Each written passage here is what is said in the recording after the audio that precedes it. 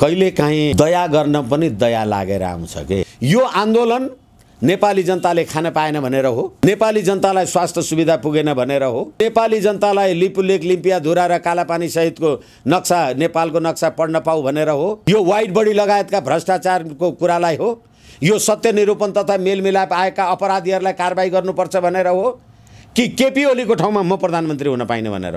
त्यति मात्रै नेपाली जनतालाई जवाब दिनुस् न। त्यो नेपाली जनताको इच्छा र आकांक्षा बमोजिम आएको परिवर्तन थियो भने अहिले यिनीहरू सडकमा आउनु पर्थ्यो। अहिले मेरो देशको पार्लियामेन्ट प्रतिनिधि सभा मैले विघटन गर्दाखेरि चीनबाट मान्छे आउनु पर्थ्यो। मेरो देशको संसदको निर्वाचन गर्ने मेरो देशका नेपाली जनताको अधिकार, त्यो संसदले काम गर्न सकेन भने तत्काल कायम रहेको सरकारले विघटन गर्ने सरकारको अधिकार।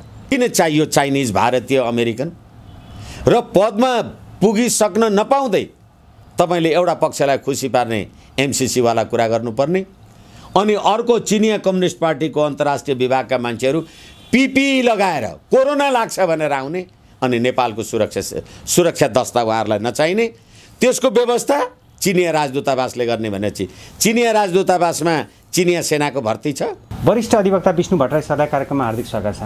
हजुर धन्यवाद, नमस्कार। पछिल्लो राजनीतिक घटनाक्रमलाई हेर्दाखेरि सरसर्ती हेर्दाखेरि बाह्य शक्तिको प्रभाव वात्तै बढिरहेको छ र अहिलेको परिस्थितिमा प्रधानमन्त्री केपी शर्मा ओलीले चालेको कदम अथवा उहाँ कुन मोडतिर जाँदै हुनुहुन्छ अथवा उहाँले दिशानिर्देश दिन खोज्दै हुनुहुन्छ अथवा के हो सर? धन्यवाद।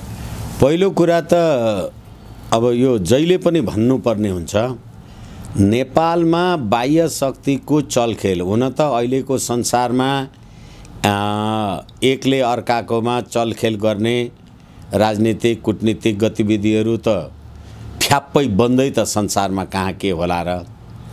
तर नेपाल जस्तो देशमा 62-63 को आन्दोलन पछाडि त यति बढी यो बाह्य शक्तिको चलखेल भइराखेको छ देखिन्छ। कारण के हुन सक्छ? बाह्य शक्तिको चलखेल अनेक हुन सक्छन्। आफ्नो सुरक्षा अवधारणा हुन सक्छ, आफ्नो व्यापारिक कुरा हुन सक्छ, आफ्नो रणनीतिक अवधारणाभित्र बढीभन्दा बढी मुलुकहरूलाई संलग्न गर्ने कुरा हुन सक्छ, आफ्नो सिद्धान्त धारणा दृष्टिकोण त्यसलाई इम्पोज गर्ने कुरा हुन सक्छ। बाह्य शक्ति भन्दा उचित होला कि भूगोलले जोडिएका छिमेकी शक्ति भन्दा उचित होला? होइन, दुईटै वास्तविकता हो। किनभनेदेखि अहिले भूगोलले जोडिएको मात्रैले पर्याप्त छैन। जस्तो कि अहिले हालाकि 2-4 दिन अथवा 2-4 महिनादेखि अलि ओझेलमा परेर नसुनिए जस्तो, हालाकि अहिले यो एमसीसीवाला कुरा, बीआरआईवाला कुरा अहिले आफ्नो परिदृश्यमा पछाडि परेका होलान्, तर के हो भने एमसीसीवाला कुरा त अमेरिकादेखिको अमेरिकनको इन्ट्रेस्टको वाला कुरा हो नि। अब नवनियुक्त ऊर्जा मन्त्रीहरूले पनि एमसीसी पारित गर्नुपर्छ भनेर त्यो टेबलमा बस्न बित्तिकै भन्नुलाई कसरी हेर्नु? हो, त्यसैले तपाईले जबरजस्ती अथवा त्यो पारित गर्नै पर्ने स्थिति भएर नै उहाँहरू नियुक्त हुनु बित्तिकै भन्नुपर्ने बाध्यता हो अथवा के हो सर? हो, त्यसैले तपाईले अहिले पछिल्लो पटक गर्नुभएको प्रश्न नै अघिल्लो प्रश्नको उत्तर हो के। यो चलखेलको कुरा तपाईले भन्नुभयो ऊर्जा मन्त्री हुन पाएको छैन, एमसीसी पास गर्नुपर्छ, अनि त्यहाँबाट तपाईँ नयाँ कुनै हामी कहाँ राजनीतिक परिवर्तनको कुरा भएको छ, कुनै एउटा देशको प्रतिनिधिमण्डल आउनुपर्छ, अनि हामीले कुनै नक्सा निकाल्यौँ अथवा कुनै केही काम कारबाही गऱ्यौँ, विदेशी खुफियाहरू जसको अनुशासन नैतिकता नै गोप्यता हो, उनीहरू हल्ला गरेर जहाज चार्टर गरेर नेपालमा आउँछन् र मध्यरातसम्म प्रधानमन्त्री राष्ट्रपतिहरूलाई भेट्छन् र कुरा गर्छन्। भनेपछि यो सम्पूर्ण कुरा, यो चलखेल भनेको शक्ति, सत्ता, रणनीतिक अवधारणा र आफ्नो प्रभावको विस्तारको कारण नै हो। यसै कारणले गर्दाखेरि अझ त्यसमाथि पनि नेपाल त हरेक राजनीतिक परिवर्तनहरूमा जुन दक्षिणी शक्ति अथवा पश्चिमा शक्तिको पक्षमा हिँडिराखेको हुन्छ, त्यसले गर्दाखेरि यस प्रकारका चलखेलहरू देखिन्छन्। होइन भनेदेखि संसदीय प्रजातन्त्रमा, हालाकि कसैको संविधानमा केही लेख्या होला, कसैको संविधानमा केही लेखेको होला, तर संसदीय प्रजातन्त्र भएको मुलुकमा जनताको अभिमतद्वारा संसदको निर्माण हुने, प्रतिनिधि सभाको निर्माण हुने, अनि त्यो प्रतिनिधि सभाद्वारा निर्वाचित सरकारले अथवा निर्वाचित प्रधानमन्त्रीले, सरकारले भनौँ, जनअपेक्षित काम कारबाही गर्न सकेन भनेदेखि प्रतिनिधि सभाको विघटन गर्ने संसारको स्थापित मान्यता हो। तर नेपालमा त असंवैधानिक कदम हो नि त यो संसद विघटन गर्नु त। त्यसबारेमा पनि हामी कुरा गरौँला। त्यसैले गर्दाखेरि अहिले हाम्रो देशमा संसदको विघटन हुँदा तपाईले ठ्याक्कै भनेको कुरालाई सम्बोधन गर्नका लागि यो असंवैधानिक कदम भन्ने हो भनेदेखि यो संसदीय प्रजातन्त्र स्थापना गर्नमा साम्यवादी राष्ट्र चीनको निर्णायकत्व छ? होइन भने हाम्रो देशमा संसद विघटन हुँदाखेरि सबैभन्दा पहिले त्यो राजनीतिक व्यवस्थापन गर्न भनेर चीनका कुओ येचौ चिनिया पार्टी, कम्युनिस्ट पार्टीको अन्तर्राष्ट्रिय विभागका उपमन्त्री आएनन्? यसकारणले गर्दा नेपालको संसदीय प्रजातन्त्रमा अथवा नेपालको संविधान प्रतिकूल संसद विघटन भयो भन्ने बित्तिकै सबैभन्दा बढी चासो अहिले कहाँबाट देखियो? जाहेर भयो, चीनबाट जाहेर भयो। चीन आफैमा संसदीय व्यवस्था छ त? छैन।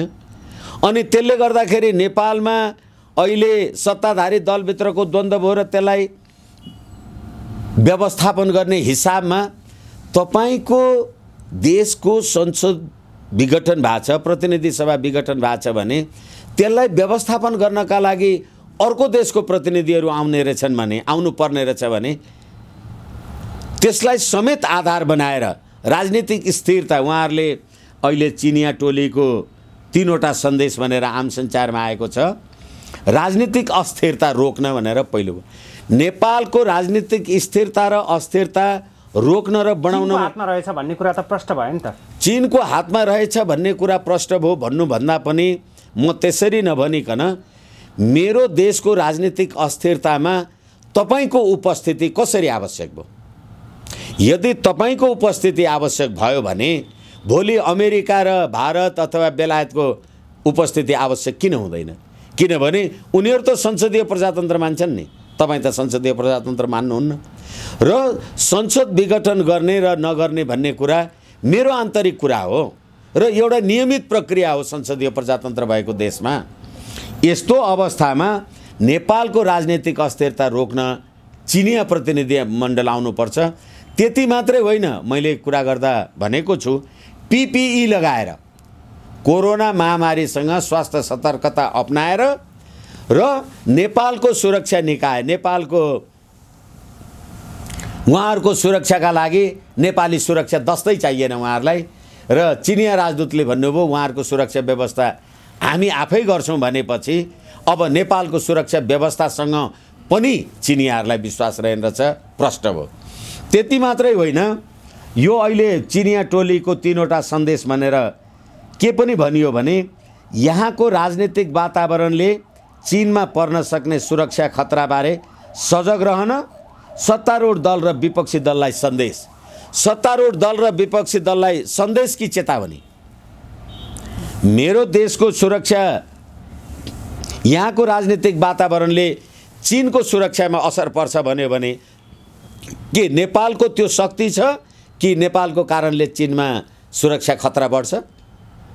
किनभनेदेखि नेपालमा अमेरिकी अथवा भारतीय शक्ति मुकुन्द नरवडे मार्कावाला गतिविधिले गर्दाखेरि यहाँ त्यो दक्षिणी र पश्चिमी प्रभाव बढेर गयो भने हाम्रो देशको सुरक्षा खतरा बढ्छ।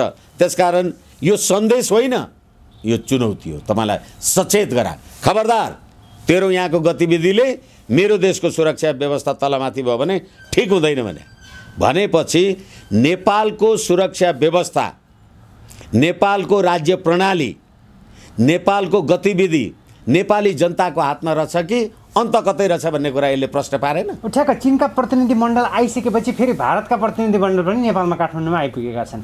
यो अवस्थालाई हेर्दाखेरि भारत पनि सशङ्कित भएको छ अथवा चीनको गतिविधि देखेर भारत पनि किन हतार हतारमा यसरी आउनु हो? त्यसैले मैले तपाईँलाई सुरुमा भने मेरो देशमा होला, प्रतिनिधि सभा विघटन गर्नु संवैधानिक होला, असंवैधानिक होला, पक्ष विपक्ष हामी तर्क बहस नेपाली जनता जे गर्लान्, तर मेरो देशमा मेरो देशको प्रधानमन्त्रीले प्रतिनिधि सभा विघटन गर्ने बित्तिकै दुईवटा भिन्न राजनीतिक विचारधारा बोकेका शक्ति राष्ट्रका मानिसहरू तानातान गरेर काठमाडौँ किन आउँछ, नेपाल किन आउँछ छ यति बेला? अनि यसै कारणले गर्दा अब भारतको आएको छ त हो। योभन्दा हामी केही 2-3 महिना अगाडिको सिनारियोलाई स्मरण गर्न सक्छौँ। तत्कालीन अर्थमन्त्री कानुनी संवैधानिक रूपले अर्थमन्त्री हुन नसकेपछि उसलाई अमेरिकाको राजदूत बनाउँदाखेरि त अमेरिकाको परराष्ट्र मन्त्री माइक पोम्पियोले युवराज खतिवडालाई अमेरिकाको राजदूत बनाउने भन्ने कुरा सार्वजनिक रूपमा फोन गरियो भन्ने कुरा त आएन। भने यो देशको व्यवस्थापन कसले गरेछ? यसै कारण मैले भन्ने गरेको छु, यो राज्य प्रणाली नै नेपाली जनताको राज्य प्रणाली होइन। अहिले भारतको लुकिङ आई केमा गइरहेको होला, अथवा भारतको आँखा केमा गइरहेको छ? भारत मलाई लाग्छ निश्चित रूपमा नेपालमा राणा शासन फाल्नदेखि लगायतका, प्रजातन्त्र ल्याउनदेखि लगायतका, गणतन्त्र ल्याउनदेखि लगायतका, अनि रोटी बेटी आदि इत्यादि, धर्म संस्कृति सभ्यता सारा कुरा गर्ने र प्रचण्ड बाबुराम लगायतका अनेकन नेपालमा आतंककारी गतिविधि गर्ने, विध्वंसकारी गतिविधि गर्नेहरूलाई आश्रय दिएर पाल्ने भारत, अनि त्यसले गणतन्त्र संघीयता र धर्मनिरपेक्ष स्थापित गर्नमा 12 बुँदे समझदारी गरिदिने, अनि त्यो सिद्धान्त त्यो राज्य व्यवस्थाको आडमा चाहिँ 2/3 साम्यवादीहरूको सरकार भएपछि भारत अमेरिकालाई योभन्दा ठुलो दग्ध हुने बाटो के होला अर्को सैद्धान्तिक हिसाबले? तर के हो भनेदेखि यिनीहरू सबै दिल्लीमा गएर 12 बुँदे समझदारी गर्ने हो। यो कुरा त चिनियाहरूलाई पनि त राम्ररी थाहा छ नि।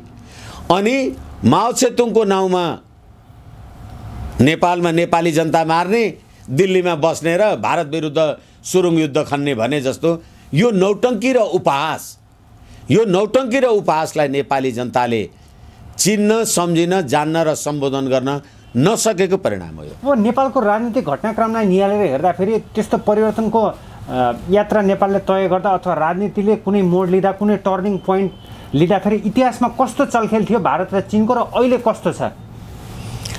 निश्चित रूपमा कति मात्रामा भन्ने कुरा पनि आउँछ नि।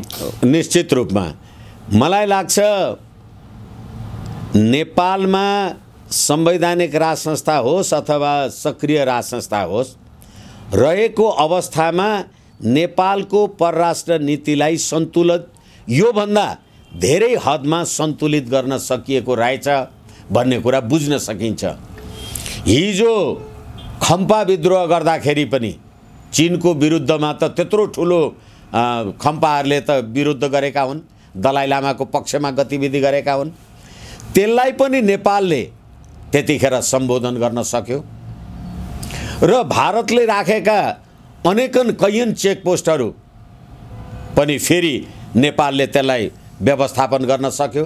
हालाकि सबै कुरा निमित्यान नै भएर सबै कुरा मिल्यो भन्ने कुरा होइन, तर के हो भनेदेखि त्यतिखेर नेपालले संसारमा आफूलाई 116वटा देशको लागि शान्ति क्षेत्र भन्ने कुरा स्थापित गराउन सक्यो। त्यतिखेर नेपालले यो चीनको अहिलेको BRI र अमेरिकाको MCC जस्तो कुराहरूलाई निषेध, नियन्त्रण, नियमन अथवा जे होस् व्यवस्थापन गर्न सक्यो भने अहिले तपाईले 62-63 को आन्दोलन भएपछि देखि त एउटा प्रधान सेनापति राख्ने कुरासम्म पनि नेपाल सरकार अथवा नेपालको राज्य प्रणाली यिनीहरूले काम गर्न सके जस्तो महसुस हुँदैन। त्यति मात्रै पनि होइन, अहिले त वास्तवमा नेपाली जनता कोरोना महामारी हुँदा पनि नेपालभित्र पस्न पाउने अवस्था अथवा नेपाली जनतालाई शान्ति, सुरक्षा, स्वास्थ्य उपचार गर्न सक्दैन। त्यति मात्रै होइन, हिजो नक्कली नागरिकताको रूपमा कतिजना मान्छेहरूलाई नेपाल सरकारले, गृह मन्त्रालयले आदि इत्यादि काम कारबाही पक्रेर के गर्थ्यो होला। यो देशमा जब जब राजनीतिक परिवर्तन भयो, राजनीतिक परिवर्तनमा कहिल्यै नागरिकताको प्रश्न उठ्दैन, मलाई नागरिकता चाहियो भन्ने प्रश्न उठ्दैन। तर जब राजनीतिक परिवर्तन हुन्छ अनि नागरिकता। संविधान सभाको निर्वाचन हुनुभन्दा अगाडि 40 लाख नागरिकता बाँडियो भन्ने कुरा आम दुनियाँमा आइराखेको छ। अहिले पनि यो पछिल्लो पटक निर्वाचित भएर आएको सरकारले पनि रोटी र बेटीको नाउँमा करोडौँको जनसङ्ख्या, अर्बौँको जनसङ्ख्या भएको भारतीयहरूलाई नागरिकता पाउने नागरिकता विधेयक लिएर आएको छ। अनि त्यहाँबाट यो राज्य व्यवस्थाले आफ्नै देशको संविधान बमोजिम आफ्नै देशको संवैधानिक पदाधिकारीहरू नियुक्ति गर्न आफ्नै संसदको आफ्नै पार्टीको सभामुख संवैधानिक परिषदको बैठकमा आउँदैन। अनि त्यहाँबाट त्यो संवैधानिक परिषदले नियुक्ति गर्न सक्दैन भनेपछि पहिलेको र अहिलेकोलाई तपाईँ कम्पेयर हेर्नुहोस्। गर्दा गर्दै हिजो फेरि पनि सप्तरीमा राजावादीहरूको काम कार्यवाहीलाई निष्क्रिय गर्ने नाउँमा ब्यानर जलाइयो र राष्ट्रिय झण्डा र पृथ्वीनारायण शाहको ब्यानर जलाइयो भने अब हिजोको र आजको अतुलनीय छ। साँच्ची भन्ने हो भने देशको राष्ट्रियता, राष्ट्रिय एकता, अखण्डता सधैँ भन्ने गरेको छु मैले। होइन, अहिलेको परिस्थितिलाई निहालेर पुष्पकमल दाहाल प्रचण्डले त भनिसक्नु भएको छ यो व्यवस्था धरापमा जान सक्ने खतरा बढेको छ है प्रधानमन्त्री केपी शर्मा ओलीको कदमले। अब हामी सबै जुट्नुपर्छ, हामी एक हौँ, अगाडि बढौँ। देशमा साँच्चीकै प्रधानमन्त्री केपी शर्मा ओलीको कदम विरुद्ध हामी एकजुट भएर अगाडि बढ्न सकेको खण्डमा यो व्यवस्था जोगिन सक्ने सम्भावना छ भनेर उहाँले प्रष्ट रूपमा भन्नुभएको छ। यसलाई तपाईँ कसरी हेर्नुहुन्छ? जनता माझ आउनुभएको छ अहिले प्रचण्ड। होइन, कहिलेकाहीँ दया गर्न पनि दया लागेर आउँछ के। तपाईँहरूले 52 सालमा तत्कालीन प्रधानमन्त्री शेरबहादुर देउवालाई बुझाउनु भएको 40 बुँदे मागपत्रमा, बाबुराम भट्टराईजीले बुझाउनु भएको मागपत्रमा तपाईँले संसदीय प्रजातन्त्रको विरुद्धमा अन्त्यको माग गर्नुभएको छ।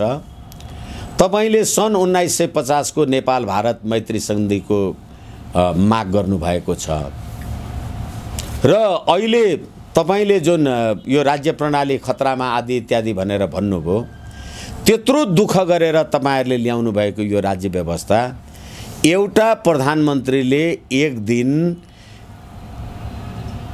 प्रतिनिधि सभाको विघटन गर्ने बित्तिकै तपाईले नेपाली जनतालाई चिरकाल पर्यन्त राजनीतिक, आर्थिक, सामाजिक, सांस्कृतिक, शैक्षिक अधिकार दिने बनाएको गरी ल्याएको संविधान र राज्य व्यवस्था एउटा प्रतिनिधि सभा विघटन हुँदैमा जानेर छ भने कति बलियो राज्य व्यवस्था बनाउनु भएको छ। र फेरि म तपाईलाई भन्दै थिएँ, उहाँहरूले 40 बुँदे ज्ञापन पत्र शेरबहादुर देउवाजीलाई बुझाउन जाँदाखेरि त त्यसको पहिलो नम्बरमा सन् 1950 को नेपाल भारत मैत्री सन्धि अन्त्यको कुरा गर्नुभएको थियो। तपाईले आन्दोलनका नाउँमा 17,000 मान्छे मार्नुभयो, गणतन्त्र आदि इत्यादि ल्याउनुभयो। तपाईँ आफै प्रधानमन्त्री हुनुभयो, बाबुराम भट्टराईजी प्रधानमन्त्री हुनुभयो 1950 को सन्धिको। होइन, प्रचण्डले देशको लागि काम गर्नु भएन यो अवधिलाई निहालेर हेर्दाखेरि दुई पटक प्रधानमन्त्री हुँदाखेरि तपाईले ठ्याक्कै भन्नुभयो के होइन भनेर। होइन, राजनेता होइन होइन होइन होइन उहाँले, त्यसैले म तपाईलाई भन्दैछु त्यति मात्रै होइन,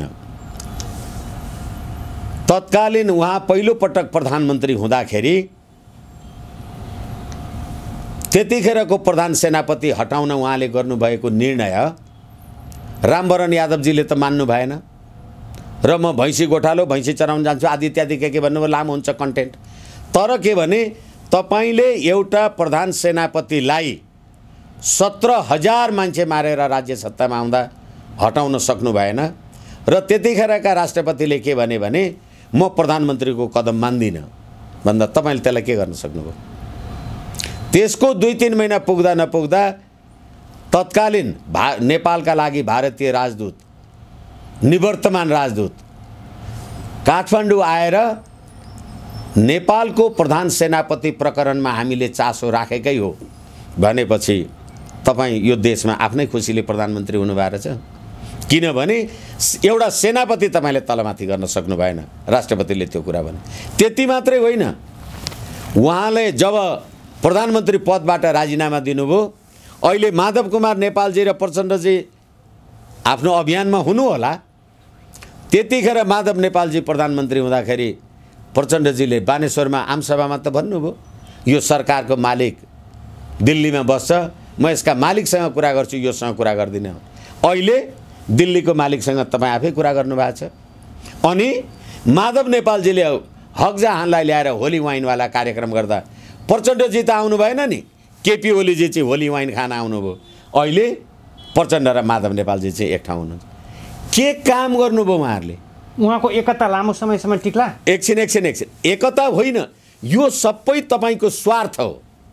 अहिले तपाईँले जे भन्नुभयो उहाँहरूले केही काम गर्नु भएन त भनेर भन्दा अनि काम गर्नुभयो, के काम गर्नुभयो त्यो कुरा भन्नुहोस् न। अहिले जनता सडकमा आइरहेका छन् नि प्रचण्डको साथमा। मलाई लाग्छ हजारौँको ग्यादरिङ भइरहेको छ ठाउँ ठाउँमा। हो, तपाईँले 2/3 बहुमत प्राप्त गर्नुभयो। हिजो त्यो 2/3 बहुमत प्राप्त गरेर तपाईँले सरकार पार्टी आदि इत्यादि बनाउँदा तपाईँले फुल टाइमर कार्यकर्ता राख्नु भएको छ खर्च दिएर। कहाँबाट आउँछ त्यो पैसा? तर जो वास्तविक कर तिर्ने जनता हुन् ती चाहिँ अस्ति सडकमा आउँथे, अनि ती त जनता सडकमा आएका छैन, यिनीहरूसँग आएका छैनन्। होइन, जनताले प्रचण्डलाई यति बेला साथ दिइरहेका छैनन्। व्यवस्था नै धरापमा गयो, आउनुहोस् भनेर भन्नुभएको छ नि त। होइन, यो व्यवस्था ल्याउनलाई नेपाली जनता अपवाद बाहेक नेपाली जनताको संलग्नता के छ? नेपाली जनताले गणतन्त्र भनेर कहिले नारा लगाएको थिए? नेपाली जनताले धर्मनिरपेक्ष भनेर कहिले नारा लगाए? 17,000 मान्छेले बलिदान गरे। हो, 17,000 मान्छे। एकछिन 17,000 मान्छेले बलिदान गरे होइन, 17,000 मान्छेको हत्या गरियो। बलिदान हो भनेदेखि सत्यनिरूपण मेलमिलाप आएको उजुरी के हो? होइन, उहाँहरूले त तत्कालीन समयको युद्धलाई त महान जनयुद्ध भन्नुहुन्छ नि त। हो, तत्कालीन जनयुद्ध महान जनयुद्ध भन्नुहुन्छ भने यही सर्वोच्च अदालत हो। सत्यनिरूपण तथा मेलमिलाप आयोग ऐन उहाँहरूले लिएर आउँदा मानवाधिकारका गम्भीर उल्लङ्घनका घटनाका दोषीहरूलाई उन्मुक्ति दिने स्वभावको कानुन उहाँहरूले लिएर आउनुभयो। अन्तर्राष्ट्रिय मानवाधिकार संस्था लगायतले यस्ता अपराधीहरूलाई उन्मुक्ति दिनु हुँदैन भनियो र कर्णेल कुमार लामाहरू कारबाहीमा छन्। त्यही जनयुद्धमा तपाईँले मलाई मारेको कुरा चाहिँ महान जनयुद्ध, अनि उसले हर्केलाई मारेको कुरा चाहिँ अपराध। के गर्नुभएको छ नेपाली जनताका लागि? त्यसकारणले गर्दाखेरि होइन भने सत्यनिरूपण तथा मेलमिलाप आयोग 14 वर्ष भयो किन केही काम गर्न सक्दैन? अहिले सडकमा जुन प्रकारको एउटा ह्युज प्रोटेस्ट भइरहेको छ नि, यसले कतिपयले मूल्याङ्कन गरिरहेका छन् अथवा विश्लेषण गरिरहेका छन् कि दोस्रो जनआन्दोलनको संज्ञा पनि दिइरहेका छन् कि मुलुक साँच्चीकै अब अस्थिरताको भुमरीमा त्यो दलदलमा फस्दै त छैन प्रचण्ड र साँच्चीकै केपी शर्मा ओलीको यो द्वन्द्वले मुलुकले नै चोट निश्चित रूपमा यदि तपाईँले भने जस्तो अथवा अहिले तपाईँले प्रश्न राख्नु भए जस्तो यो अर्को जनआन्दोलनको त कुरा होइन भन्ने कुरा भन्ने हो भने हिजो तपाईँले जुन जनताको बलमा अहिले भर्खरै तपाईँ भन्दै हुनुहुन्छ त्यत्रो क्रान्ति कोनी के मान्छे मारेर आएको भनेपछि त्यो नेपाली जनताको इच्छा र आकाङ्क्षा बमोजिम आएको परिवर्तन थियो भने अहिले यिनीहरू सडकमा आउनु पर्थ्यो। किनभनेदेखि यिनीहरूको उहाँहरूको क्षमता औकात बरकत ताकतमा यो परिवर्तन भएको भएदेखि प्रतिनिधि सभा मैले विघटन गर्दाखेरि चीनबाट मान्छे आउनु पर्थ्यो, भारतबाट मान्छे आउनु पर्थ्यो। मेरो सोच केले गर्यो त हौ वाङसीजीहरूले उहाँहरूको सुरक्षा।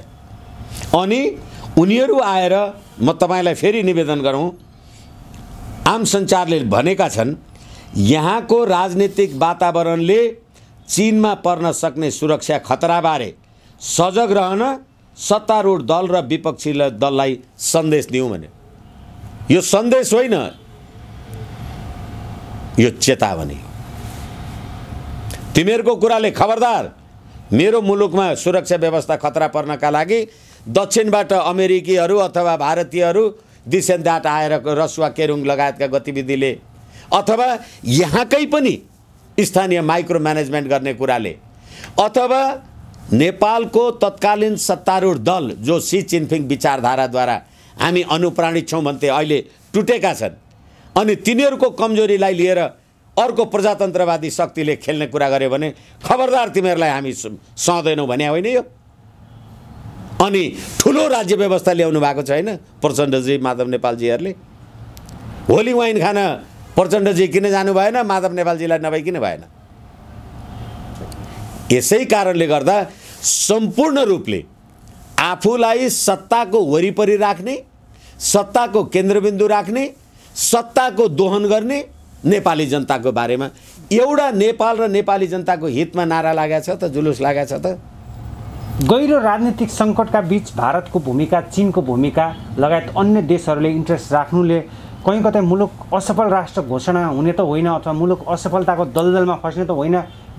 विभिन्न देशहरूको उदाहरण लिन सकिन्छ। यस्तै कोर्सबाट नै उनीहरू असफलताको भुमरीमा परेका थिए। नेपाल कहीँ कतै त्यो चेपुवामा त पर्दै छैन भन्ने सशङ्कित बनाउँछ कि बनाउँदैन यति बेला? औपचारिक रूपले असफलता घोषणा हुनु नहुनु आफ्नो ठाउँमा जे होला, योभन्दा बढी असफल के हुनु? किनभनेदेखि तपाईँले 2/3 स्थायी सरकार संसद बनाउनु भयो, त्यसले काम दिएन। त्यो 2/3 संसद सरकारले बनाएको नागरिकता विधेयक लगायतका गुठी विधेयकले काम दिएन। तपाईँले 17,000 मान्छे मारेर बनाएको संवैधानिक परिषदले संवैधानिक पदहरूमा नियुक्ति गर्न सकेन। तपाईँले बनाएको अख्तियार दुरुपयोग अनुसन्धान आयोगले भ्रष्टहरूलाई पक्रेर कारबाही गर्न सकेन, किनभने सबै सत्तामा बसेका मान्छेहरू भ्रष्ट छन्, सबै सत्तामा बसेका मान्छेहरू अपराधी छन्। अपराधीको राजनीतिकरण र राजनीतिको अपराधीकरण भएपछि यो राज्य व्यवस्था सफल भयो, चल्या हो। यहाँभन्दा के असफल हुनु? अब के हुन्छ? अब एउटा सर्टन कोर्स चाहियो कि चाहिएन? निश्चित रूपमा तपाईँले भने जस्तो नेपाली जनताले यो राज्य प्रणालीको विकल्प खोज्नुपर्ने अवस्था आएको छ र मेरो आग्रह पनि हुनसक्छ, मैले सधैँ भनेको छु, त्यो संवैधानिक राज संस्था हिन्दू राष्ट्र अखण्ड नेपाल राष्ट्रिय एकताको प्रतीकको रूपमा जसरी हिजो छिमेकी लगायत संसारका 116वटा राष्ट्रले हामीलाई शान्तिको रूपमा, शान्तिको देशको रूपमा मानेका थिए, आज एउटा पार्लियामेन्ट विघटन हुँदा सारा बाह्य शक्तिहरूको चलखेल भएर छिया बनाएको छ नेपाली जनतालाई। यो राज्य प्रणालीबाट नेपाली जनताले मुक्ति पाउनुपर्छ। अन्तिममा जाँदा जाँदै अहिलेको अवस्थामा केन्द्रित भएर संक्षिप्तमा विश्व दुनियाँका दर्शकलाई के भन्न चाहनुहुन्छ? संक्षिप्तमा विश्व दुनियाँ दर्शकलाई अथवा सम्पूर्ण नेपाली जनतालाई नेपालको एकता, अखण्डता, सद्भाव, शान्तिलाई कायम राख्न, बचाइराख्न सम्पूर्ण नेपाली जनता अट्न सक्ने, विदेशी हस्तक्षेप नियन्त्रण गर्न सक्ने 12 बुँदे समझदारी लगायतका कारणले पटक पटक नेपाल माथिको थिचोमिचो जुन बढेर गइराखेको छ, त्यसबारे सजग हुन र राष्ट्रिय एकताको प्रवर्धन गर्नका लागि संवैधानिक राज संस्था हिन्दू राष्ट्र अखण्ड नेपालको पक्षमा सजग रहन नेपाली जनतालाई निवेदन गर्न चाहन्छु। हस्, समय र विचारको लागि वरिष्ठ अधिवक्ता विष्णु भट्टराई सरलाई कार्यक्रममा हार्दिक स्वागत छ। धन्यवाद। एबिसी खबरलाई मलाई मेरा कुरा राख्ने अनुमति दिनुभयो, धन्यवाद।